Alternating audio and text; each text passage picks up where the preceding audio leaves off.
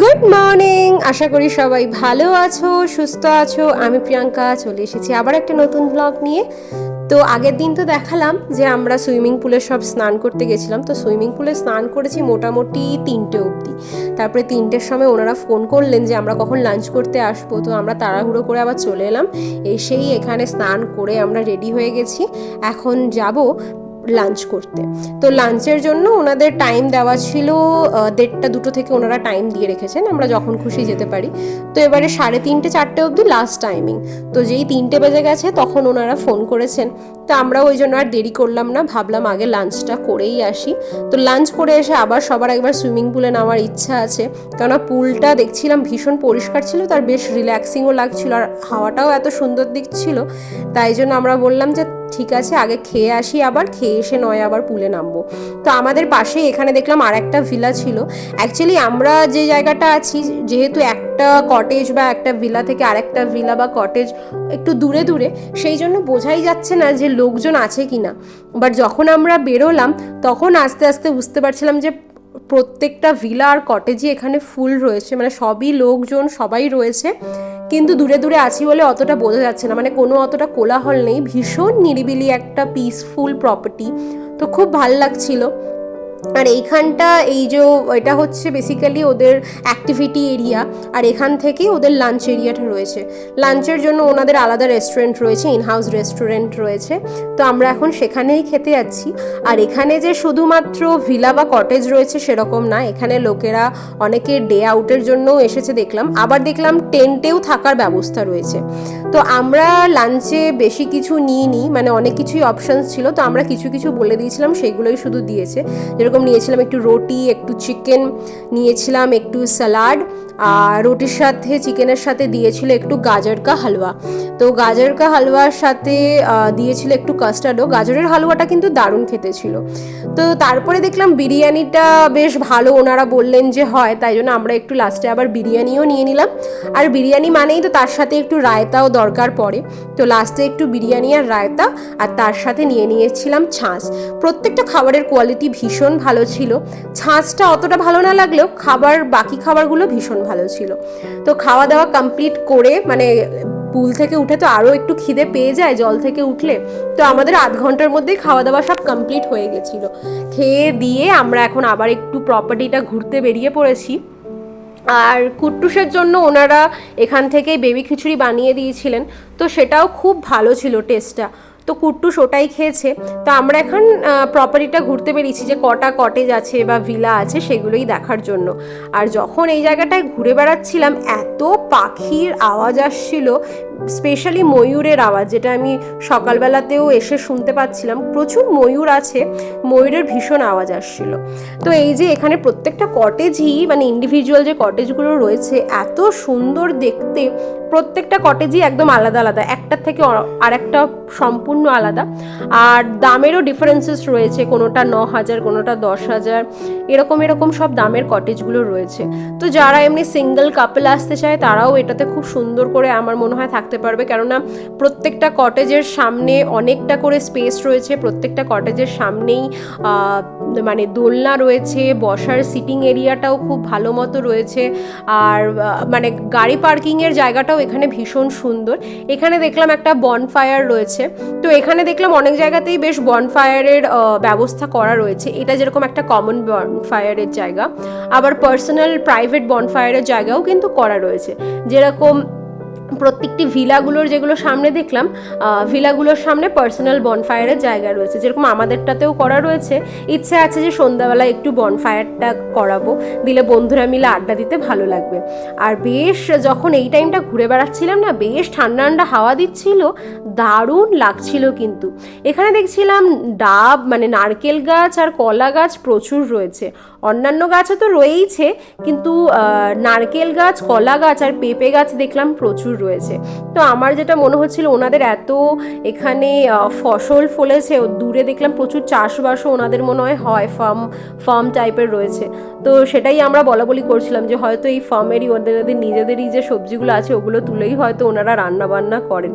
তো কটেজগুলো দেখে ঘুরে এসে আমরা এখানে চলে এসেছি একটু এই প্লেয়িং এরিয়াতে, মানে এটা কিডস জোন অ্যাকচুয়ালি। তো কিডস জোনে দেখলাম একটা ছোট্ট এরকম স্লিপ রয়েছে যেটাতে আমাদের কুট্টুস চড়ছিল। তো প্রথম সিঁড়ি দিয়ে চড়ছিল, তারপরেও এই যে স্লোপটা রয়েছে এই স্লোপটার উপর দিয়েই উঠছিল, ওটা দিয়েই নামছিল। আর এখানে আর্চারিরও ব্যবস্থা করা ছিল, তো আমরা সবাই গিয়ে একবার করে আর্চারি নিয়ে একটু টুংটাং খেলাধুলো এইসব করছিলাম। তো এইটা দেখে আমরা একটুখানি চলে যাচ্ছি এখন এখানে একটা বড় যেটা মেইন যেটা সুইমিং পুল রয়েছে এরিয়া, সেইটা দেখার জন্য। তো ওনারা বললেন যে আরও ভেতরে ঢুকলে এখানকার যে বিভিন্ন খেলার অ্যাক্টিভিটি এরিয়া রয়েছে বা এখানে যে এক্সারসাইজ রুম রয়েছে সেগুলোও নাকি আলাদা করে রয়েছে এখানে। তো আমরা ভাবলাম যে হাতে যখন এখন সময় আছে একটু ঘুরেই আসি। এই জায়গাটা একটা ফাউন্টেনের এরিয়া করা ছিল, আর এই যে এই জায়গাটা দেখছো এই জায়গাটাতেই হচ্ছে ওই এক্সারসাইজ ইয়োগা এইসব করার জন্য জায়গা করা রয়েছে।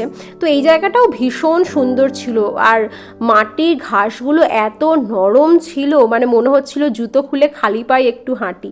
খুব সুন্দর ছিল এই জায়গাটা, স্পেশালি ভীষণ সুন্দর ছিল। তো এখানটা একটা ছোট ব্রিজের মতো করা ছিল, আমরা ওই ব্রিজটা দিয়েই উঠে পার হচ্ছিলাম, আলাদা করে রাস্তাও করা ছিল, আমরা ভাবলাম একটু ব্রিজে করেই যাই। তো উঠতে একটু কষ্ট হলেও বেশ ভালো লাগছিল কিন্তু। তো এইখানে দেখো এই যে এই জায়গাটা করা রয়েছে লাল চাতালের মতো করা রয়েছে, এইখানটা বেসিক্যালি সব এক্সারসাইজের জিনিসপত্র রয়েছে, অনেকগুলোই দেখলাম জিনিসপত্র রয়েছে। তারপরে দোলনার মতো করা ছিল, এই যে এইগুলোকে মুগুর টাইপের মনে হয় কিছু একটা বলে, ওইগুলোও ছিল। তো আমরা সবাই ওগুলো নিয়ে একটু পোজ দিচ্ছিলাম, একটু বসেছিলাম। এত অ্যাকচুয়ালি সুন্দর হাওয়াটা দিচ্ছিল তাই জন্য আমাদের মনটা আরও ভালো হয়ে যাচ্ছিল, মানে কোনো স্ট্রেস ছিল না। এখানে আসার পরে মনে হচ্ছিল আরও রিফ্রেশড হয়ে গেছি। তো এইখানে সবার এই যে বললাম ঘাসটা এত নরম ছিল, তাই জন্য স্বাগতম আর শঙ্কর ওরা দুজনই এখানে কিছুক্ষণ ঘাসের উপরে ওরা 15-20 মিনিট শুয়েই পড়েছিল। তো এখান থেকে এখন চলে এসেছি মেন পুলটার সামনে। তো মেন পুলটাতে দেখলাম একটা বড় পুল রয়েছে আর একটা বেবি পুল রয়েছে। তো মেন পুলটা যেটা বেসিক্যালি সব কটেজ বা সব ভিলার লোকেরা ইউজ করতে পারবে। তারপরে আর যেসব ভিলার সাথে প্রাইভেট পুল রয়েছে তারা প্রাইভেটটাও ইউজ করতে পারে, প্লাস এটাও ইউজ করতে পারে। আর যাদের প্রাইভেট কোনো পুল নেই তারা তো অবশ্যই এটা ইউজ করতে পারে। তো দেখছিলাম এই পুলটাও দেখছিলাম বেশ অনেকটাই বড়। আমরা আর এটাতে আসছি না, কেননা আমাদের যখন নিজেদেরই ওখানটা একটা পুল রয়েছে সেই জন্য আমরা আর এটাতে আসিনি। আর প্রাইভেট পুলটা নেওয়ার আর একটা রিজন হচ্ছে যে কুট্টুসও যেহেতু আছে, ও তাহলে একটু জলে নামতে টামতে পারবে, সুবিধা হবে প্রাইভেট পুলটা থাকলে। তো এখান থেকে আমরা এখন চলে যাচ্ছি আবার আমাদের কটেজের দিকে, আমাদের ভিলার দিকে। তো আমাদের পাশেই যে ভিলাটি ছিল ওই ভিলাটিও দেখছিলাম সামনে কি সুন্দর ওদের একটা ছোট্ট পন্ডের মতো করা রয়েছে, একটা পুকুরের মতো করা রয়েছে। বাট আমি আর সেটা ওনাদের এরিয়াতে আর ঢুকে ভিডিওটা করিনি, বাট ওনাদের ভিলাটাও দেখছিলাম ভীষণ সুন্দর ছিল। তো এখন সবাই আসলে আবার যাচ্ছি একটু সুইমিং পুলে নামার জন্য, কেন সবাই তখন থেকে বলছে চলো আর একবার পুলে নামি, পুলটা যখন এত ভালো তখন একটু ভালো করে ইউজ করে নিই, একটু ভালো করে রিল্যাক্স করে নিই। তো সবাই এখন যাচ্ছে আবার চেঞ্জ করতে, শঙ্কর আর স্বাগতম আগেই চলে যাচ্ছে চেঞ্জ করার জন্য। আর কুট্টুস তো আর জলে নামবে না, তাই জন্য কুট্টুসকে আমরা এখানে দোলনায় ওকে ঘুম পাড়ানোর চেষ্টা করা হচ্ছে। ও একটু ঘুমিয়ে পড়লে তাহলে কি হবে আমরাও একটু জলে নামতে পারবো। তো ওরা জলে নেমে গিয়ে অলরেডি খেলাধুলো শুরু করে দিয়েছে। আর এই যে কুট্টুসের কাছে আমরা এখন এখানে এই সিটিং এরিয়াটাতে বসে রয়েছি, এই সিটিং এরিয়াতেই তো দোলনাটা রয়েছে, ওখানেই এখন কুট্টুসকে ঘুম পাড়ানোর আমাদের তৈয়ারি চলছে।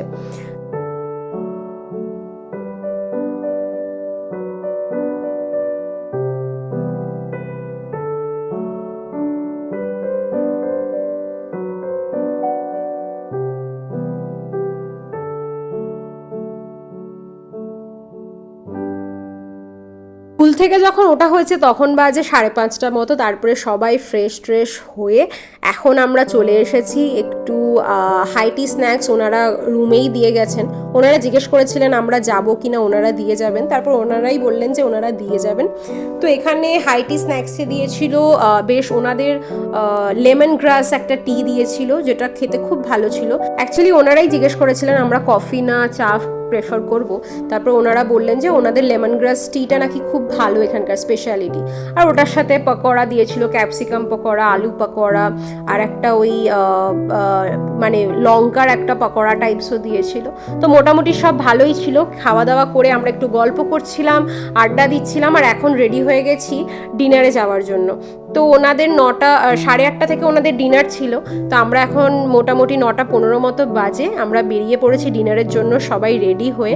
আর রাত্রেবেলাও জায়গাটা এত সুন্দর লাগছে, কি সুন্দর ছোট ছোট ছোট ছোট লাইট জ্বলছে, আর সুইমিং পুল এরিয়াটাতেও ভীষণ সুন্দর করে লাইটগুলো জ্বালা রয়েছে, খুব সুন্দর লাগছিল। মানে সকালবেলার ভিউটা একরকম আর সন্ধ্যাবেলার ভিউটা অন্যরকম।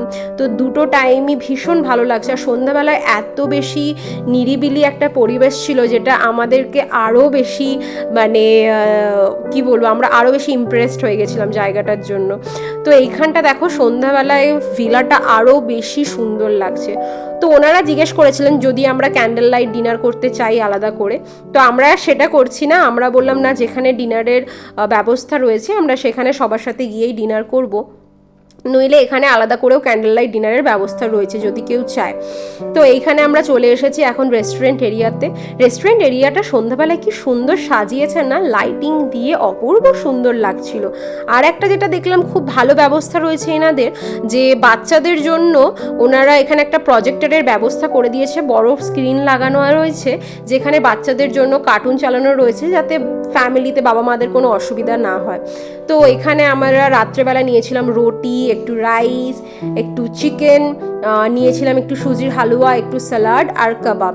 বেশি কিছু আমরা রাত্রেবেলা হিজিবিজি কিছু খাইনি, এই কটাই আইটেম নিয়েছিলাম। তো এই খাওয়া দাওয়া কমপ্লিট করে এখন আমরা সবাই মিলে একটু ফটো তুলে নিচ্ছি। ফটো টটো তুলে নিয়ে আবার যাব এবারে ভিলাতে গিয়ে চেঞ্জ করে আমরা একটু বনফায়ারের সামনে বসবো। তো তার আগে একটু ওই যে জঙ্গল সাইডগুলো যেগুলো ছিল সেগুলোও একটু ঘুরে ঘুরে দেখে আসছিলাম। তো তারপরে ওনাদের যে লোকেরা ছিলেন স্টাফরা, ওনারা চলে এসেছেন এখন।